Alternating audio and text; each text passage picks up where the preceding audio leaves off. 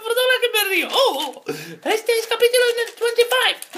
Estoy muy contento. ¿Por qué? Porque tengo mi comida y nadie me ha comido. Me ha roto esto. Perdona. Lo pongo. Coco, Gechi, gracias por ayudarme la última vez. Nunca me ayudéis mucho más. Porque, no sé. ¡Eso yo! Voy a robar. Coche.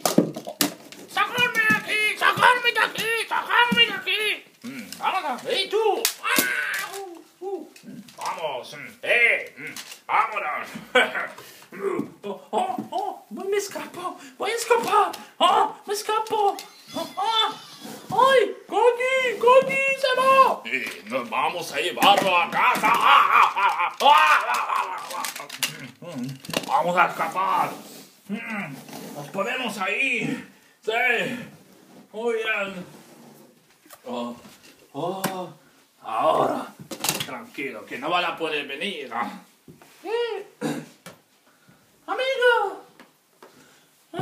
Es un día muy triste. ¿Por qué? ¿Sabes por qué? Porque nos han llevado nuestra comida y nos han robado nuestro amigo. Ya lo sé, que estás muy contento. Pero, ¿sabes qué vamos a hacer? La próxima vez vamos a buscarlo. Todos. Bueno, voy a hacer un poquito de caca porque tengo diarrea. Bueno, he terminado. Bueno, amigos, este episodio no ha terminado todavía y continuará.